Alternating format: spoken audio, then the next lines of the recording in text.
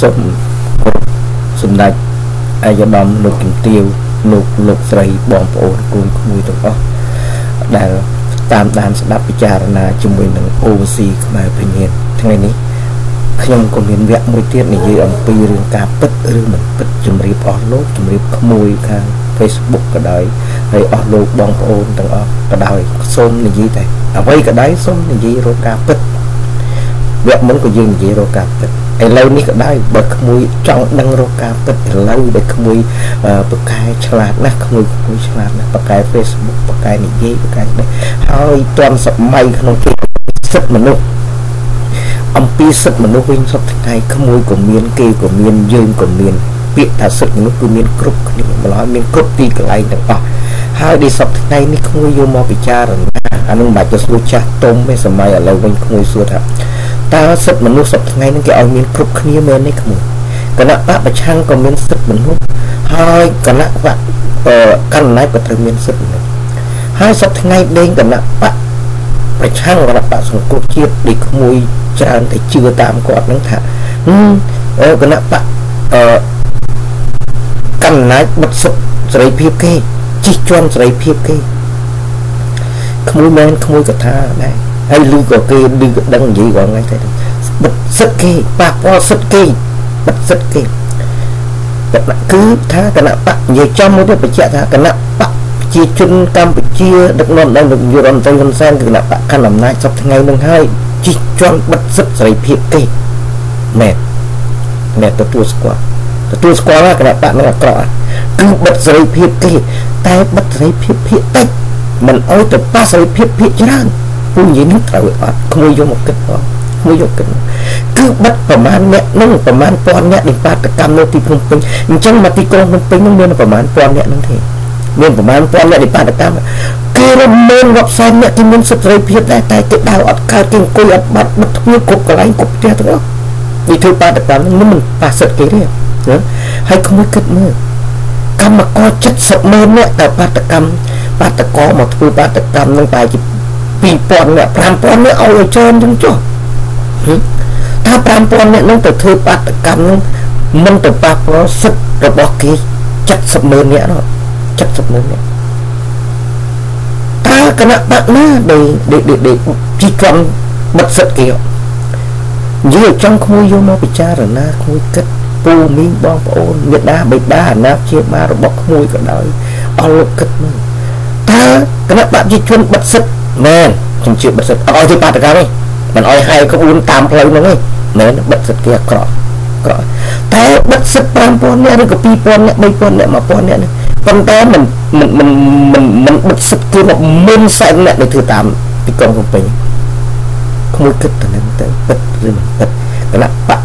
កាន់អំណាចអាក្រក់មែនទៅបិទសិទ្ធិ3000អ្នកតែទៅបើកសិទ្ធិឲ្យគេដើម្បីរកសេរីភាពរយុត្តិធម៌ជូនមនុស្សរាប់ម៉ឺនរាប់សែនអ្នកផ្ទះតាំងពីផ្លូវវែងស្រីប្រមាណ1000ផ្ទះប្រមាណ10000ផ្ទះហើយគាត់ដុំឥដ្ឋអីថ្មហើយទៅឬក្រែឬអីឈើគេយកទៅដុតអានោះសិទ្ធិគេដែរណាសិទ្ធិរបស់ម្ចាស់ក្រែម្ចាស់ផ្ទះម្ចាស់សំបែងនឹងសិទ្ធិគេមកហើយត្រូវនឹងឯងទីអង្គការដែលរដ្ឋាភិបាលច្បាប់ទាំងគេទៅគ្របទៅបង្ក្រាបហ្នឹងណាមិនមែនទៅបង្ក្រាបបិទសិទ្ធិទេទៅបើកសិទ្ធិឲ្យអ្នកអស់ហ្នឹងមកវិញគឺទៅបើកសិទ្ធិឲ្យ1000រោងចក្ររៀបបិទអស់ហើយក្មួយ1000រោងចក្រហ្នឹងតកែបរទេសទៅខ្ញុំនិយាយថាតកែមួយមួយសិទ្ធិម្នាក់នឹងនិយាយមនុស្សទៅមនុស្សតកែនោះក៏គាត់មានមនុស្សដែរគាត់ជាមនុស្សដែរមកទៅបិទសិទ្ធិឲ្យគឺវាយកំតិចឲ្យលើកចេញទាំងអស់ក្មួយគាត់នៅឆ្នាំងបាយរបស់ក្មួយណាឆ្នាំងបាយរបស់មិត្តភក្តិក្មួយ70ម៉ឺននាក់ណា70ម៉ឺននាក់គឺមកហើយគណៈបកប្រឆាំងនឹងគណៈបកសង្គ្រោះជាតិឧទាហរណ៍ទៅសង្គ្រោះនឹងទៅសង្គ្រោះឲ្យអស់រោងចក្រ1000ហ្នឹងងំប្រមូលបានទៅវិញក្មួយអាយុ60បាត់ហើយក្មួយឥឡូវពុំ40ហ្នឹងក្មួយទុំសំទុកក្មួយអាយុជាង20ងំប្រមូលបាន1000អ្នក1000រោងចក្រមកវិញបើគេលើកគេជឿចេញទៅអស់ដោយលោកសំរងស៊ីទៅកំតិចហ្នឹងគណៈបកសង្គ្រោះជាតិទៅកំតិចហ្នឹង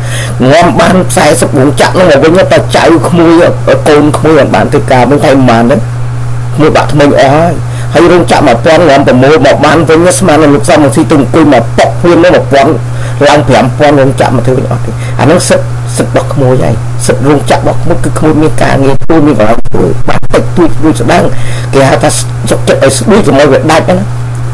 ស្រួយក៏មិនយូរដែរស្រួយក៏មិនយូរដែរក្មួយរៀនចេះក្មួយរៀនដឹងទៅយើងមានកម្លាំងហើយក្រោយក្មួយចេះច្រើនណាក្មួយទៅក្មួយរៀនចេះក្មួយសុខចិត្តធ្វើការអត់ដូចទៅបើក្មួយចេះបច្ចេកទេសក្មួយនឹងអានឹងហើយដែលចង់និយាយថា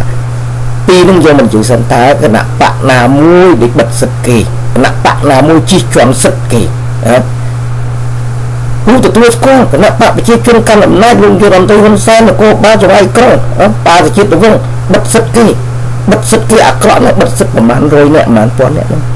បិទសិទ្ធពួកនឹងមែនបិទសិទ្ធសិទ្ធរបស់សមុខខ្ញុំមែនបិទសិទ្ធមិនឲ្យធ្វើបាតកម្មទេប៉ុន្តែដើម្បីបើកសិទ្ធដើម្បីបើកសិទ្ធគ្រប់គ្រងសិទ្ធសិទ្ធនឹងមានរាប់សែនរាប់លានអ្នកនៅទីក្រុងនោះពេញធ្ងន់បើបណ្ដោយធ្វើតាមស្រេចចិត្តណា1000ឆ្នាំទៀតអត់ចប់ទេនៅតែបាតកម្មឲ្យទីក្រុងភ្នំពេញវាទៅជាកន្លែងដុំឥតចំតិតជាបចោដុតផ្សែងភ្លើងហុយម្លោះហើយរាជរដ្ឋាភិបាលធ្វើនេះគូសូមគ្រប់គ្រងឲ្យក្មួយក៏គុំនិយាយថានិយាយទៅទៀតបើស្លាប់រាប់ពាន់អ្នកមិនក៏មិនលឺសូរធ្វើបុណ្យខ្មៅរាប់ពាន់អ្នកថាកងវៀតណាមមកស្លាប់រាប់ពាន់អ្នកដូចលោកអ្នកកាន់មីក្រូអាវៈមុនខ្ញុំនិយាយមិញឮថាយួនចូលមកទីក្រុងភ្នំពេញស្លាប់មនុស្សរាប់ពាន់អ្នកមិនក៏មិនលឺសូរវិទ្យុផ្សាយព័ត៌មានផ្សាយរាប់ពាន់អ្នកលឺសូរផ្សាយតែប្រហែលជា4អ្នកតែចូល5អ្នកឯងស្លាប់ក្នុងការបាតកម្មនោះហេតុអីបានជាម្នាក់5អ្នកនោះស្លាប់ហេតុអីបានជារាប់ពាន់អ្នកទៅបាតកម្មទៅគាត់ទៅសុំទាលុយដូចខ្ញុំនិយាយទៅដែរតែគាត់ទៅសុំទាលុយគេបាញ់ហេតុអីបានគេស្លាប់តែ5អ្នកហេតុអីបានគេចាប់តែ23អ្នកហ្នឹងដូចខ្ញុំថាក្មួយស្វែងរកការពិតនឹងសិនហើយបិទសិទ្ធនឹងខាងណាគឺបិទមក5000អ្នកឲ្យរាប់ម៉ឺនសែនអ្នកមានសេរីភាពអ្វីមានសិទ្ធិសេរីភាពអ្វីសិទ្ធិសេរីភាពមិនបើកទ្វារផ្ទះបានទៅធ្វើការបានទៅរៀនបានជិះតាមផ្លូវនឹងគឺអត់មានចង្អៀតមែនយ៉ាងណែនណាន់តាន់តាប់តែទៅមកបានស្រេចចិត្តតែបើបាតកម្មមិនអត់ទេគេមិនហ៊ានទៅឲ្យខ្លាចត្រូវក្បាលអ៊ំបិទខ្លាចដបសាំងខ្លាចបាតកិច្ចណាគឺសិទ្ធិឥឡូវនេះមើលគួរមកទៅការពិតវិញមើលទៅផ្លូវវិញស្រីវិញចុះគេដើរប្រហែលក្មួយទៅឈររាប់មើលរាប់ផ្សេងណាដើរនៅតាមផ្លូវវិញស្រីពីពេញប្រវែងស្រីហ្នឹងគឺផ្លូវនឹងពុំទទួលស្គាល់ឥឡូវនេះសិទ្ធិរបស់គេមានគ្រប់គ្រាន់វិញដោយសាររដ្ឋាភិបាលដោយសារកងប្រដាប់អាវុធដោយសារនាយករដ្ឋមន្ត្រីតាំងតែងប្រមាណ1000នាក់ប៉ុន្តែមានរាប់ផ្សេងអ្នកមកវិញណាមានរាប់ផ្សេងអ្នកបានមានសេរីភាពមកវិញនេះបានសិទ្ធិសេរីភាពមកវិញផ្ទះហ្នឹងបើកទ្វារវិញអស់ហើយថ្ងៃបាតកម្មពូឃើញហើយក្មួយឃើញហ្នឹងក្មួយដឹងហើយអស់លោកដឹងហើយញាតិមិត្តទាំងអស់ដឹងហើយអន្តរជាតិដឹងហើយកាលបិទទ្វារទាំងអស់ផ្សែងក្មួយខ្មាញ់បាញ់ទៅលើមន្ទីរពេទ្យខ្ទេចសាលារៀនបិទទ្វាររោងចក្របិទទ្វារឥឡូវនេះគ្រាន់តែនិយាយកម្មករមានសិទ្ធិសេរីភាពចូលធ្វើការវិញ70ម៉ឺននាក់ណា70ម៉ឺននាក់តើក្មួយរកការពិតទៅរយុទ្ធធម៌ទៅនិយាយឲ្យសិទ្ធិចាក់រត់យុទ្ធធម៌ថាតើខ្ញុំខឹងលោកយុរដ្ឋមន្ត្រីខ្ញុំសែនថាទៅបិទសិទ្ធិតែ5000នាក់ប៉ុន្តែចាត់តែវិញមានសេចក្តីរីគាត់បិទ5000នាក់បិទ3000នាក់បិទ300នាក់ប៉ុន្តែទុកបើកអារាប់ម៉ឺនរាប់សែននាក់70ម៉ឺននាក់ឲ្យចូលធ្វើការវិញគឺសិទ្ធិសេរីភាពរបស់គាត់បានទៅធ្វើការវិញតើគណៈបក2នឹងយកមកគូកងតែគណៈបកមួយណាបិទសេរីភាពគេតែគណៈបកមួយណាបើកសេរីភាពគេបើមិនទៅទម្លាយ5000នាក់2000នាក់មិនចាប់23នឹងយកមកដាក់គុកទេ70ម៉ឺននាក់អត់ការងារធ្វើឥឡូវខ្ញុំសុខចិត្តយក23នឹងទៅលើកជើងទូលើកជើងអ្នក23នឹងមកដាក់លើក្បាលទូឲ្យ1000រោងចក្របិទ70ម៉ឺននាក់អត់ការងារធ្វើហ្នឹង1000រោងចក្របិទ70ម៉ឺននាក់អត់ការងារធ្វើហើយផ្លូវវែងស្វែងផ្លូវកម្ពុជាក្រមផ្លូវអីបាតកម្មផ្លូវអីទាំងអស់នៅពេញឲ្យជាធិបតេយ្យហ្នឹងណែនមិនតាន់តាប់ធ្វើអីកាត់រកអីកាត់ដើរទៅណាកាត់អីកាត់វាតែងចលាចរពេញហ្នឹងគ្រួសារនឹងវិញមួយថាអត់សុបាយទេក្នុងពេញឥឡូវទូរស័ព្ទមកនិយាយមកថាអត់សុបាយទេគឺយកខូចពាក្យហ្នឹងតែសិទ្ធិរបស់គេបាត់ហើយចឹងសិទ្ធិរបស់គេលែងសុបាយបិទសិទ្ធិមិនឲ្យគេសុបាយបិទសិទ្ធិមិនឲ្យគេធ្វើដំណើរតាមផ្លូវហ្នឹងបិទសិទ្ធិមិនឲ្យគេបើកទ្វារផ្ទះគេមិនខ្វាត់មិនឲ្យលោកបើកទ្វារទេតែមិនហ៊ានបើកបំបិទឡើងទាំងឡានដបសាំងក្រនបើបើបានគប់ចំផ្ទះអស់នឹងឆេះអស់កន្លែងនឹងទៅទៀតមិនដឹងប៉ុណ្ណានឹងដោយសារស្នាដៃដេញឥឡូវយើងចំស្នាដៃប្រហែលពាន់អ្នកហ្នឹងគឺបិទសិទ្ធិខាងតិចបើកសិទ្ធិខាងច្រើនម្ល៉េះក្មួយត្រូវគិតអស់លោកគិតពិចារណាខ្ញុំបាទនិយាយនេះច្បាស់ជាមានអស់លោកឬកូនក្មួយពីព្រោះពាក្យចាស់គេថាច្បាស់ជាកាន់ជើងខាងណាជួយមន់តាមពួកច្បាស់ថាអាក្រក់ហើយ ខ្ញុំនិយាយនេះតែខ្ញុំនិយាយដល់តាមពិតហ្នឹងម្ល៉េះហើយបើសិនជាក្មួយធ្វើជេរឬក៏បងជេរប្អូនជេរមិត្តភក្តិជេរតែជេរចោះឲ្យខ្ញុំបាននិយាយការពិតសិនហើយយកមកដាក់ឲ្យពាក្យចាស់គេមួយទៀតគេថាអូគេកុំទៅចាក់ទឹកលើក្បាលទាវាមិនចូលមិនឲ្យអស់លោកក្មួយប្រហែលជាមិនដឹងទេតែពាក្យចាស់សកលខ្ញុំសកលបងប្អូនដែលមានមិត្តសកលខ្ញុំពាក្យបរមរាមហ្នឹងនិយាយបញ្យល់រឿងមិនស្ដាប់យើងដូចចាក់ទឹកលើក្បាលទាប៉ុន្តែសូមជ្រាប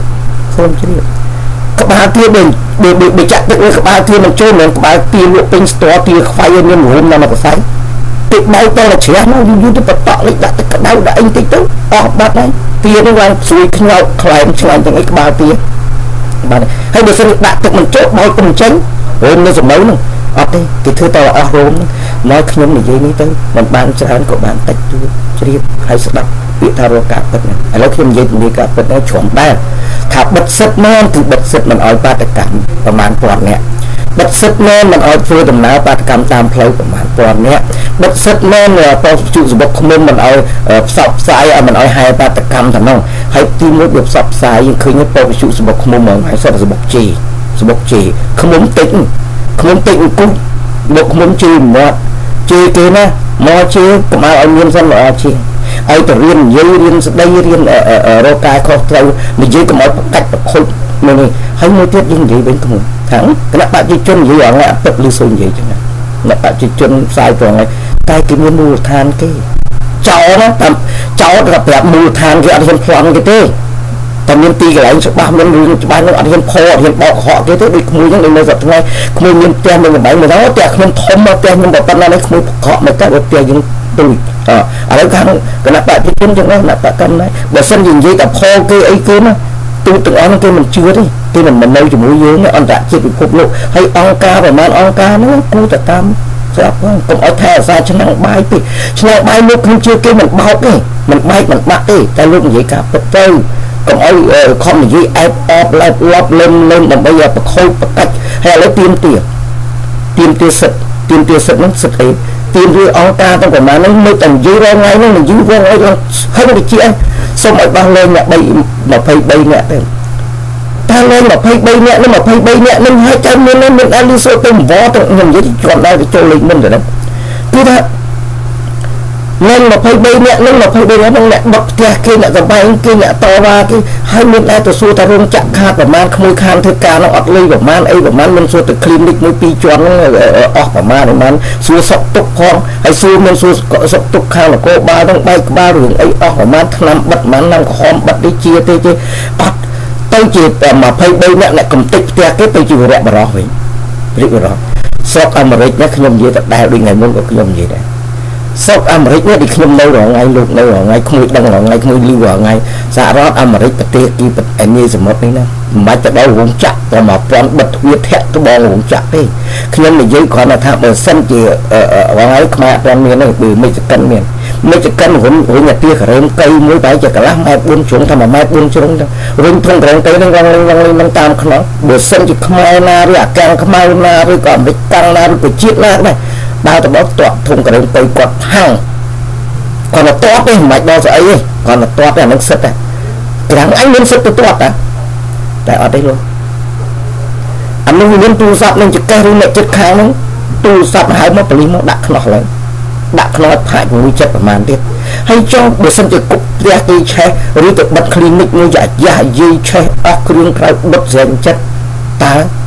សហរដ្ឋអាមេរិកអនុញ្ញាតទេមិននិយាយចឹងនិយាយចូលរឿងដដែលតែគាត់នៅមកពីរឿងនោះវាកើតរឿងដដែលដែរមកទៅនឹងឯងសិទ្ធតើសិទ្ធគេនិងសិទ្ធយើងហើយគណៈបកប្រឆាំងមានសិទ្ធ2000នាក់ដើរស្រែកតែគណៈបកប៉ុណ្ណាមានសិទ្ធទៅបិទទៅរឹងទៅច្រានដើម្បីឲ្យសិទ្ធរាប់ម៉ឺនរាប់សែននាក់70ម៉ឺននាក់ចូលទៅការបានសប្បាយនេះយើងឃើញពិតឲ្យក្មួយទៅសួរសិនណាបើសិនជាក្មួយបើអស់លោកនឹងមិនកើតមិនសុខមិនចិត្តណាអត់ទាន់ចូលទៅធ្វើការវិញទេ70ម៉ឺននាក់ហ្នឹងខំសម្បារឡឡាឬក៏ប្រមាណ1000នាក់បដ ாய் ទៅបើសិនជាគាត់មិនទៅបិទសិទ្ធិអ្នកអស់ហ្នឹងនេះណា1000រោងចក្រហ្នឹងមិនសូវហើយគឺ គេរលើកជើដើរទៅអស់ហើយហើយទៅលើកទៅហើយមិនមានទៅមកវិញទេដែលខ្ញុំនិយាយនឹងក្មួយអាយុ20ទាំងរំប្រមូលបានហ្នឹងលោកនាយករដ្ឋមន្ត្រីអ៊ីកាន់អំណាចហ្នឹងប្រមូលបានងំបាន1000រោងចក្រហ្នឹង20ឆ្នាំនេះមួយថាកាន់អំណាចយូរមែនកាន់មកពីកំពុងកាន់អំណាចកំពុងប្រមូលរោងចក្រទុកឲ្យហើយចង់អ្នកណាទៅកាន់បន្តពីគាត់អ្នកណាទៅធ្វើអីតគាត់ប៉ុន្តែគាត់សំងំបាន1000រោងចក្រគឺ20ឆ្នាំ30ឆ្នាំចុះបើសិនគេលើកទៅចេញអស់វិញចុះបើសិនគណៈបាក់សំនឹងស៊ីងំបោយដៃថាចូលទៅកាន់វិញងំបោយដៃហៅរោងចក្រទាំង1000មកបង្កើតឲ្យក្មួយបានធ្វើការងំឲ្យកូនលើបានធ្វើការ40 20ឆ្នាំក្រោយទៀតក្មួយបានណាឥឡូវក្មួយ20បូកនឹង20ឆ្នាំទៀតទៅ40ទៅ50ក្មួយអត្រេតបាត់ហើយណាអត់មានការអូខេកើតទៀតទេមកឲ្យវាប៉ុណ្្នឹងឯងសិតគឺគណៈបកប្រជាជនគណៈបកកណ្ដាលនឹងឲ្យបិទសិទ្ធជិះជាន់សិទ្ធមនុស្សរបស់គេតែជិះជាន់សិទ្ធតិចភាគតិចជិះជាន់សិទ្ធភាគតិចទៅបើកសិទ្ធឲ្យភាគច្រើនទៅហ្នឹងឯងតែយើងគួរតែនិយាយមកវគ្គឥឡូវនេះខ្ញុំនិយាយប៉ុណ្្នឹងចុះពីព្រោះមកវគ្គរបស់ Facebook ខ្លីទៅស្រួលចូលស្ដាប់ឲ្យក្មួយពិចារណាហើយពូក៏សូមនៃជំរាបទៀតតែហ្នឹងណានេះវិញនិយាយពីមុនណារឿងពីដើមមកវាពិបាកណារឿងជំនាន់យូរមកពីសម័យពុកខ្ញុំមើលភាគមុនហ្នឹងភាគមួយហ្នឹងទៅឃើញហើយក៏ក្មួយជិញចូលទៅoverseas ខ្មែរទៅមាននៅ YouTube ហ្នឹងក៏ឃើញពូមាន1000វីដេអូពូនិយាយរកការពិតហ្នឹងពូមិនកាន់ជើងយល់មិនមិនកាន់ជើងគណៈបកតាមណាតែក្មួយគិតសិនមុនភាគច្រើននឹងភាគតិចមកឲ្យក្មួយរងហើយក៏ពុំជឿគេហើយជាគេមកញងទីបំផុសបើអ្នកនៅក្រៅនេះលុយកាក់តិចតួចខំប្រម៉ែប្រមូលយកទៅជួយយកទៅគ្រប់គ្រងទាំងអស់ប៉ុន្តែឥឡូវមកផលលុបអញ្ចឹងឥឡូវមិនផលទៅអស់លោកមិនផលទៅក្មួយមិនផលនេះផលដល់លោកសង្ឃផលដល់ព្រះសង្ឃផលដល់យីជីផលដល់តាទៅក្នុងវត្តទៅទៀតណាគេថាវត្តគួរគោរពគួរអីឥឡូវទៅផលដល់ក្នុងវត្តគៀសលុយក្នុងវត្តឥឡូវនេះយកទៅវត្តធ្វើមុខរបរវត្តយើងខាងក្រៅនេះយកមុខវត្តនោះធ្វើជា business យកធ្វើជាមុខរបរដើរប្រមូលលុយតិចទៅធ្វើបន់ជួយបន់ខ្មោចអ្នកស្លាប់នោះអីនោះហើយដល់អញ្ចឹងអ្នកនៅនោះវាទៅបានចិត្តចឹងមកទៅជីជន់បិទសិទ្ធគេអ្នកប្រមាណពាន់នោះទៅបិទសិទ្ធគេហើយដើម្បីទៅបិទសិទ្ធគេនោះដើម្បីអីទេដើម្បីទៅគ្រប់គ្រងមនុស្ស2 នាក់នោះលោកក្មួយនិយាយទៅរឿងបានទៅគ្រប់គ្រងមនុស្ស2 នាក់តើបើសិនជាដូចលោកសំស៊ីលោកខំសខានិយាយថាចុះចេញពីតំណែងទៅចុះចេញពីនេះដឹងគេចុះដើម្បីអញចូលហើយមួយទៀតថាមិនថាលោកយករដ្ឋមន្ត្រីឲ្យថាលោកយករដ្ឋមន្ត្រីថាគណៈបព្វជិជនទៅប្លន់អំណាចគេហើយគេនៅលើអំណាចទៅប្លន់ណាទៀតបើគេកំពុងកាន់កាប់គេកំពុងនៅលើអង្គុយលើអំណាចដែរហើយដល់និយាយថាមិននៅលើអំណាចដូចមិននៅលើអំណាចដូចខ្លាស្បោះលឹមទូឯងនៅលើអំណាចមិនគេឲ្យគេចុះវាទៅឲ្យចុះបើកំពុងតែអ្នកហ្នឹងកំពុងនៅលើអំណាចហ្នឹងឯងកំពុងកាន់អំណាចហ្នឹងឯងហើយដល់កំពុងកាន់អំណាចថាអ៊ីមកប្លន់អំណាចគេមកពាក្យមកប្លន់អ្នកដែលកំពុងនិយាយនឹងនេះវាអត់ទាន់បានទៅកាន់អត់ទៅនៅលើអំណាចហ្នឹងទៅប្លន់ទៅវិញទេគណៈបកសង្គ្រោះជាតិហ្នឹងគឺទៅប្លន់វិញទៅប្លន់នឹងនិយាយឲ្យប្របាក់ស្ដាប់តិចចុះគឺលោកសំនឹងស៊ីហ្នឹងមន់ព្រៃទៅកំចាយមន់ស្រុកទេមន់ព្រៃទៅកំចាយមន់ស្រុកមកទៅហ្នឹងយើងនិយាយទៅអត់ញឹកបកបន្តិចដើម្បីស្រួលស្ដាប់ថាឆាប់ចុះចេញកំពុងនៅលើអំណាចកាន់អំណាចយូរម៉េចហើយដល់ទៅដឹងគេចេញថាគេប្លន់អំណាចហើយអ្នកកាន់អំណាចនេះអំពុងលើអំណាចអ្នកម្ចាស់អំណាចខ្លួនឯងទៅប្លន់ដល់អ្នកណាតាមពិតអ្នកដែលស្រីគេនោះទៅប្លន់គេទេទៅគម្រាមគេឲ្យចុះចេញឲ្យដើរចេញតែនឹងហើយមកកង់នឹងនិយាយតែប៉ុណ្្នឹងយកក្មួយជើងស្ដាប់ហើយខ្ញុំបាទសំសុបិនទៅដែរពូណាចាស់ជាសកលគ្នាដូចស្រួលស្ដាប់ដល់ក្មួយជើងពូវិញគាត់ថាពូអញ្ញឹមមកក្មួយជើងចុះតែនិយាយរកប្រាប់ពិតអញ្ចឹងខាង Facebook មកឲ្យក្មួយឲ្យបាននិយាយការពិតហើយក្មួយជើងក៏ជើងពិតទៅចោះតែនៅតែសូមជូនពរក្មួយណាមុនបញ្ចប់នេះសូមជូនពរក្មួយបើសិនជាក្មួយជើងក្មួយបានសេចក្តីសុខសេចក្តីសប្បាយរីចម្រើនហើយសូមទេវតាជួយណែនាំជួយដុសខាត់ខួរក្បាលគំនិតចិត្តខ្លាំងឲ្យចេះគិតរកការពិតសិនហើយឪពុកម្ដាយមេដាបេដាអាណាព្យាបាលក៏សូមជួយប្រាប់ទៅឬក៏អស់លោកសុខទៅដែរផ្លេចឲ្យកោបបរៀងរកបាយរឹងអ្នកណាគេនាំឲ្យរកអ្នកណានាំឲ្យបានហើយឥឡូវក៏ផ្លេចគិតរឿងហ្នឹងក៏ទៅជាអ្នករកបាយបបរៀងមកឲ្យបាយរឹងเราពិបាកដល់ទៅពីស្លៀកឆ្លាក់បាយពិបាកបបគួរវែកលៀងបាក់ចឹងលៀងងំជ្រះវែកស្អិតជាប់វែកពិបាកចង់រាប់លោកហើយជំនាញកំណត់អញ្ចឹងអស់លោកបានជាប្រាប់កូនប្រាប់ឆៅអត់បញ្យល់អត់ណែនាំនិយាយបកបន្តិចដើម្បីបញ្ចប់ដូចរាល់ថ្ងៃដែលអ្នកជឿអ្នកឌីរគណៈបកកម្មអំណាចសពថ្ងៃហ្នឹងហើយអ្នកនឹងគ្រប់គ្រងគណៈបកប្រឆាំងហ្នឹងខ្ញុំជឿដោយអស់លោកដូចកាត់គ្រប់គ្រងគណៈបកប្រឆាំងសពថ្ងៃនេះ ប្រមាណឆ្នាំមួយឆ្នាំទៅមុននេះទេ2ឆ្នាំមុននេះដូចទៅស្រែកទៅយំអានេះថាព្រះបរមរាជកោដ្ឋឯទូសោយទីវង្គតទៅនោះស្រឡាញ់ណាអីនេះសទៅវិញទៅឥឡូវមកគ្រប់គ្រងនៅបាក់ចឹងនឹងកំពុងបំបត្តិស្ដេចនេះគេជីដល់ស្ដេចប្រមាថកាត់ទៀងដេចជីបរមកាចឹងរងគេកាន់អំណាចគេទុកទេយើងចាំមួយទៀតរត់សំស៊ីក៏មិនទុកទេមិនទុកឲ្យទៅបានគេគាត់ទុកពីព្រោះឪពុកគាត់ក្បត់មួយស្ដេចខឹងស្ដេចដាក់ឪពុកគាត់នឹងជេរឪពុកគាត់ថាសំទោសពាក្យនេះថាសំណក់ទេមិនអើខ្លួនឆ្កែក្បាលឪពុកគាត់ក៏មិនទុកទេហើយមកបើសិនជាអស់លោកស្រឡាញ់ព្រះបរមកោដ្ឋគោរពព្រះបរមកោដ្ឋស្ដាយព្រះបរមកោដ្ឋឲ្យមិនយំទៅធ្វើតែចុកបាត់ក្មេងហ្នឹងក្មេងហ្នឹងក្នុង Facebook នោះក៏ចឹងដែរឃើញតែ Facebook ចឹងដោយសារស្នាដៃខ្លួនណាហើយចឹងទៅស្រឡាញ់អញ្ចឹងគោរពអញ្ចឹងហើយរបស់ក្មេងទៅគ្រប់គ្រងគណៈបព្វជិនៅខាងក្រៅនេះមានចគាតិចជាងនឹងទៀតគេជាស្ដេចប្រមាថការទៀនបកូនណាពូជណាគេ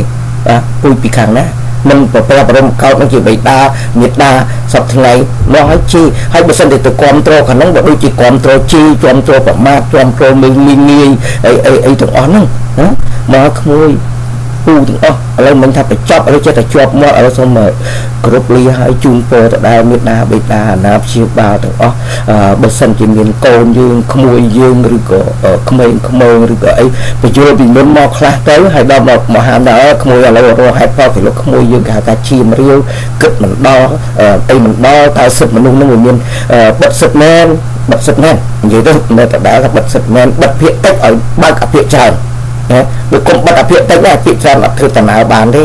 ដើរអត់បានផ្ទះអត់បានវាដំណើរបានសូមគោរពលាទៅដែរហើយសូមជូនពរដែលមិនជូនពរចិត្តចប់ហើយជូនពរទៅដែរសូមឲ្យក្មួយទាំងអស់ខាង Facebook ឬពូតាយើងមានទាំងអស់ដែលចូលចិត្តស្ដាប់ហើយចូលចិត្តពិចារណារកការពិតនឹងសូមបានអាយុវែងជារុក្ខាគ្រប់បែបយ៉ាងហើយមានគំនិតចិត្តថ្លើមគិតច្បាស់លាស់ពិចារណារកការពិតបើសិនជានិយាយឲ្យស្ដាប់ពួកសម្បត្តិនឹងទៅថាបើពិតឬមិនពិតយើងយកមកថ្លឹងថ្លែងគិតព្រោះយើងរងហើយនេះយើងសង្គ្រាមវិចារទេសង្គ្រាមវិចារគឺការញុះញង់គ្នាឥឡូវនិយាយមួយម៉ាត់ទៀតថាប្តីប្រពន្ធបើឆ្លោះគ្នាប៉ាម៉ាក់ក្មួយឆ្លោះគ្នាយើងខ្ញុំចាស់យើងតែប្តីប្រពន្ធយើងឆ្លោះគ្នាតែបើយើងឆ្លោះគ្នាហើយចេញទៅក្រៅយើងដើរប្រាប់ថាអូប្រពន្ធខ្ញុំល្អណាស់ប៉ាវាល្អណាស់ម៉ែវាល្អណាស់បានឆ្លោះគ្នាអត់ទេយូររឿងតែនិយាយអំពីអាក្រក់ទេនិយាយរឿងអាក្រក់ដាក់គ្នាបើឲ្យក្មួយទៅពិចារណាថាប៉ាអញខុសឬម៉ាក់អញខុសឬចាស់ទុំនឹងខុសឥឡូវលោកគណៈបកកម្មណៃខុសឬមិនដាច់មិនចាញ់ខុសអានោះយើងរកការពិតទៅបានឃើញម្ល៉េះទៅនឹងឯងឥឡូវគ្រប់បញ្ចប់ទៅថាជូនពរទៅដែរឲ្យក្មួយចេះគិតចេះគំនិតទេវតាណាឆ្នាំចិនជួយឆ្នាំចិនថ្មីគេថាមានទេវតាថ្មីចិនដែរសូមទេវតាចិនតាមជួយថាអាសាក្មួយទៅបញ្យល់ជាអង់គ្លេសទៅកងម៉ាចេះអង់គ្លេសទៅបញ្យល់អង់គ្លេសបានចេះខ្មែរក៏ដែរកងម៉ាជួយបញ្យល់ទៅឲ្យក្មួយចេះគិតចេះរកពិចារណាការពិតអីខ្លះហ្នឹងទៅសូមឲ្យក្មួយសុខសប្បាយណាក្មួយណាហើយឈប់ជេរទៅយើងនិយាយតែពិចារពាក្យល្អដល់និយាយចឹងពូឯងដល់ខ្លាចខ្ញុំជេរទៅពូសប្បាយចិត្តស្ដាប់ដែរហើយដូចពូថាអញ្ចឹងបើសិនកូនបកែជេរយកទៅចាក់ឲ្យម៉ាក់ឲ្យពុកអីស្ដាប់ផងតាម Facebook ម៉ាក់អ្នកខ្ញុំបកែជីពូនេះអាប៉ែនេះខ្ញុំនិយាយអូអីណានេះអានឹងក៏អួតគ្នាចឹងទៅហើយបងបង